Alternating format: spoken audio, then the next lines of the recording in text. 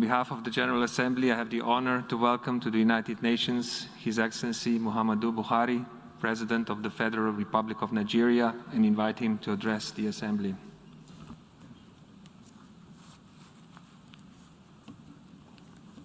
Mr. President, Heads of State and Government, Mr. Secretary General, distinguished delegates, ladies and gentlemen. Mr. President, let me, on behalf of the government and people of Nigeria, congratulate you on your well-deserved election as President of the 76th session of the United Nations General Assembly. I would like to assure you of the full support and cooperation of the Nigerian delegation throughout your tenure. I would like to commend your predecessor, His Excellency Mr. Volkan Bashir, for the many remarkable achievements recorded during his tenure despite the challenges posed by the COVID-19 pandemic. Permit me to congratulate the Secretary General Antonio Guterres on his re-election and commend his strong commitment to making the United Nations more alive to its responsibilities. I also want to express my gratitude to him for reappointing Ms. Amina Mohammed as the Deputy Secretary General to assist him in discharging his responsibilities.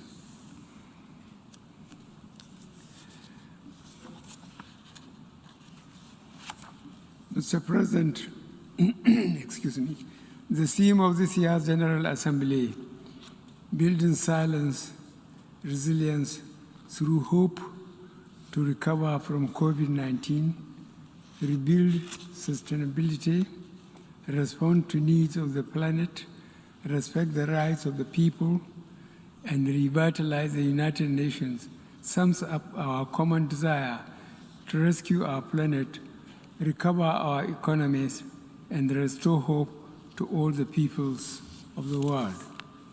In this regard, my delegation will continue to support the United Nations as the indispensable forum for international cooperation and the cornerstone of the multilateral system rooted in respect for international law, including international human rights law, and predicated on a rules-based order. Mr. President, I want to thank the international community for the concerted response to COVID-19. The solidarity and the drive to contain the first truly global health emergency of our time is a pointer to the many things we can achieve if we work together. On our part, Nigeria has made strenuous efforts to contain the virus and hold its deadly onslaught on our people. Our efforts have been rewarded with moderate success. At the outset, we recognize detection and contact tracing to be important tools in combating the virus. In this connection, from a mere 4 laboratories with testing and detection capacities, we ramped up the facilities to over 140 centers today. Similarly, we built isolation centers and emergency hospitals wards in record time all over the country. We carry out genomic sequencing in designated laboratories across the country with a view to detecting variants in circulation. In addition, over 40,000 healthcare workers have recently been trained on infection, prevention, and control measures with the support of various partners. Nigeria remains grateful for the assistance received from our partners and friends all over the world. Vaccination is the key to our safe emergence from the pandemic. We fully support the COVAX initiative, from which we have benefited. We also thank the United States of America, Turkey, India, China, European Union, and others for the vaccines provided.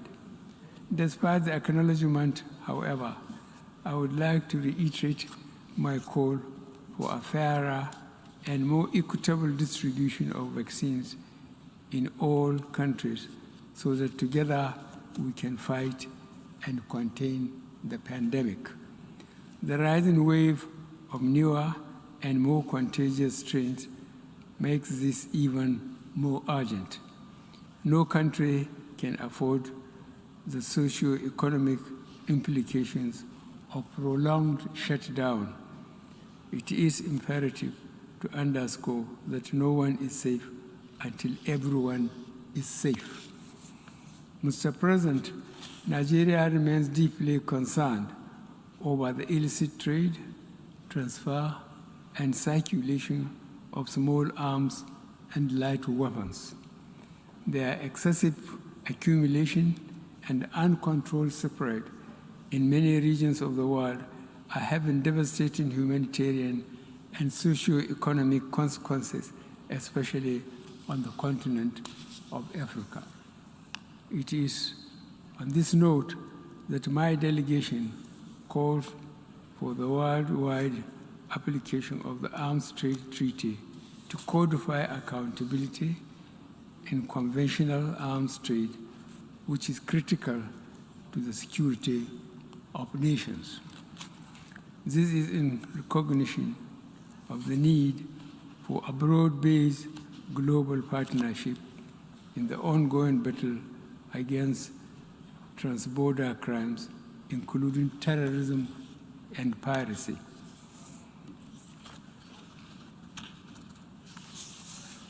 Mr. President, we must deal not only with the symptoms of conflict, but also the immediate causes that fuel conflicts in the first place.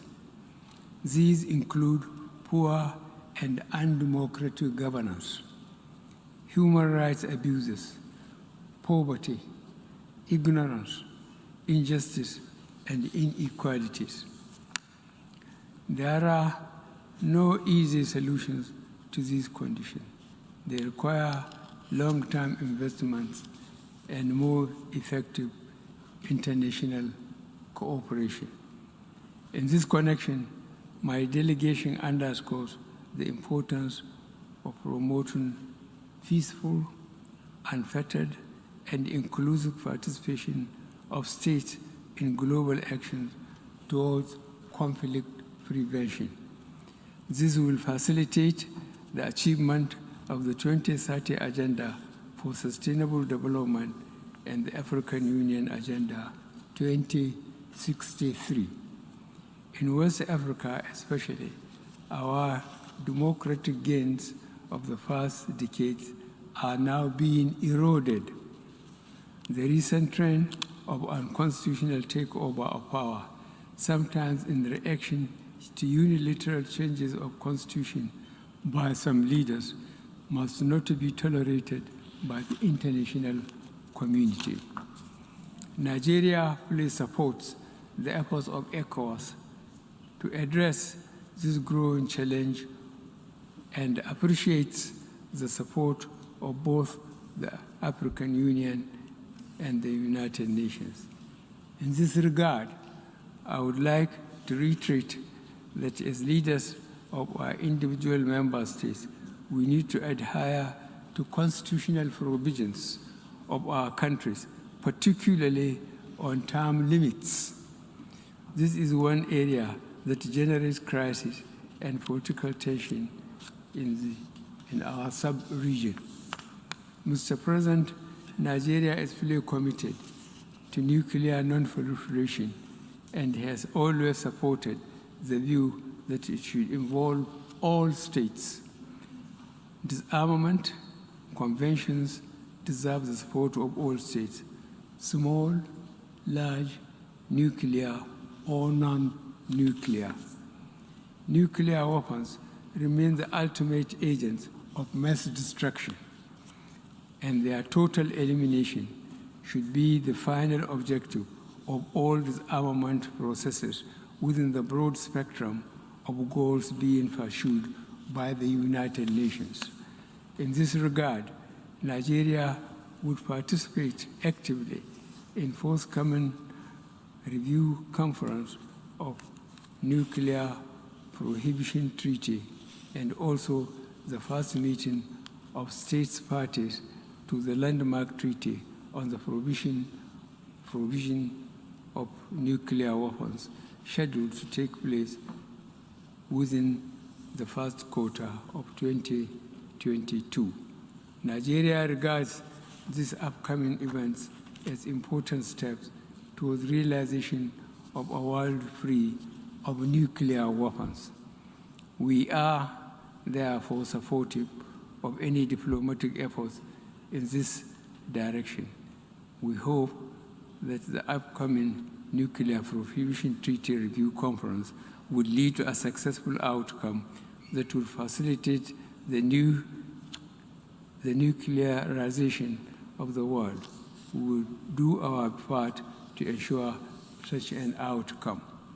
Mr. President, terrorism continues to dominate security discourse worldwide. In Nigeria, Boko Haram, terrorist group, though fragmented by internal strife and weakened by our defense forces, is still active and preying on soft targets. Nigeria will continue to work closely with United Nations counter-terrorism bodies and entities with a view to bringing this scourge to an end. Nigeria has spared no effort in addressing the challenges of terrorism posed by the activities of Boko Haram in northeast Nigeria, the Lake Chad region, as well as banditry in the northwest and north central. Mr. President, the impact of climate change is already with us in Nigeria, manifesting in various ways: conflict trigger, food insecurity, drying up of lakes, loss of livelihood, and youth migration, among others. The trend is the same in many other countries that are threatened by forest fires, rising seas, drought, and desertification. As leaders, we must create inclusive and gender-sensitive policies that address all issues connected to climate action for mitigation and resilience. This is why we are working on a transition to low-carbon economy consistent with achieving the Paris Climate Agreement on the Sustainable Development Goals. Mr. President, combating illicit financial flows and ensuring the recovery and return of illicitly acquired assets have the potential to provide resources in the immediate term for financing development in the area of COVID-19 pandemic and beyond. It drives national governments of resources needed to provide adequate and meaningful sources of livelihood for their citizens. The latter gives rise to more irregular migration patterns and unwholesome consequences for interstate and human relations. Mr. President, the issue of debt, we have seen that developing countries have been faced with unsustainable debt burdens even before the pandemic. The COVID-19 pandemic has increased the risk of a new wave of deepening debt where vital public financial resources are allocated to external debt servicing and payments at the expense of domestic health and financing for critical development needs. Therefore, there is an urgent need to consider expansion and extension of debt service suspension initiative to include all least developed countries and small island developing states facing fiscal and liquidity challenges. Mr. President, Nigeria reaffirms that international trade is an engine for development and sustained economic growth, as well as global eradication of poverty. We therefore call for the reform agenda that will engender better recovery from this crisis, build resilience to future shocks, and pursue transformative development strategies that can deliver the 2030 Sustainable Development Goals. Mr. President, the global food system has, in recent times, been impacted by several factors, such as population growth, availability and accessibility of arable land and water resources, climate change, and loss of biodiversity. Climate change and unpredictable shocks, such as the current global pandemic, further exacerbate vulnerabilities in the global food system, requiring the United Nations urgent attention. Mr. President, Nigeria has been steadfast in safeguarding human rights, including the advancement of women, the protection of children, the protection of the rights of people living with disabilities, the treatment of migrants, refugees, returnees, and displaced persons, as well as the promotion of fundamental freedoms through all legitimate means. In this regard, my delegation recommends the positive example of leaders like Prime Minister Jacinda Ardern of New Zealand.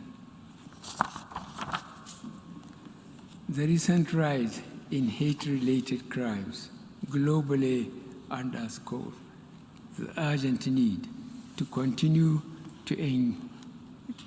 our engagement about racism, racial discrimination, xenophobia, and other related intolerance. It is sad to note that the issue of racism remains alive globally.